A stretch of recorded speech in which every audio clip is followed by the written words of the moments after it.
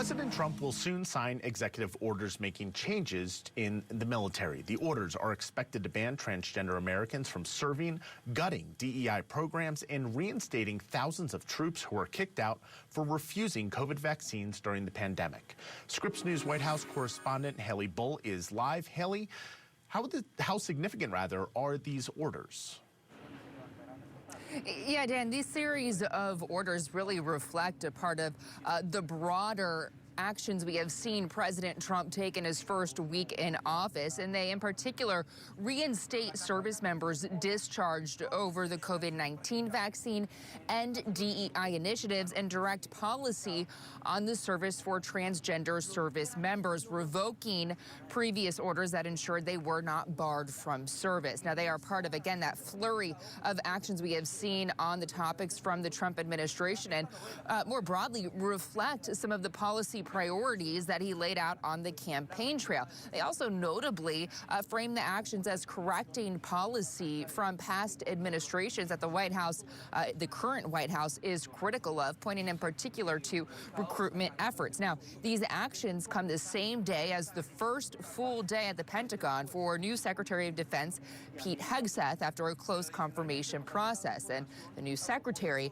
addressing these expected executive actions today. Listen.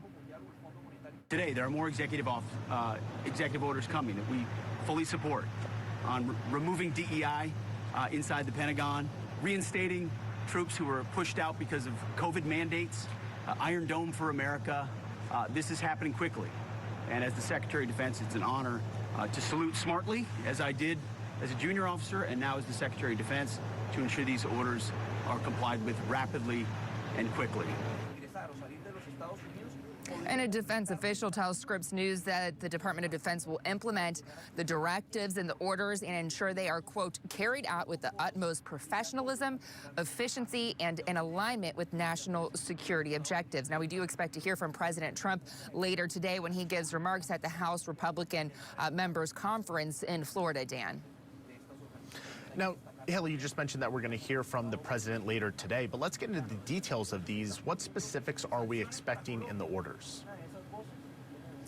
In the first order, Trump will direct that service members who were discharged over refusing the COVID-19 vaccine be reinstated with rank and back pay, alleging that the dismissals had a, quote, chilling effect on recruitment, estimating there were 8,000 dismissals over a 2-year period, according to a fact sheet obtained by Scripps News. It also calls government, quote, government redress of these wrongful dismissals overdue. In another order, Trump will seek to end DEI initiatives within the Departments of Defense and Homeland Security. It will task the agencies with ending what it calls, reviewing what it calls discriminatory race or sex-based preferences, as well as reviewing curriculum at service academies to ensure that DEI and gender ideology is not included in that. Finally, another order will direct the Department of Defense to update its guidance for transgender service members along a topic of military readiness. It revokes a Biden-era executive order, what we saw shortly after Trump took office, that ensured transgender individuals who met standards were not barred from service in the military. This order will also direct the Department of Defense to update its medical standards and the use of pronouns and prohibit males from using female designated spaces. Dan?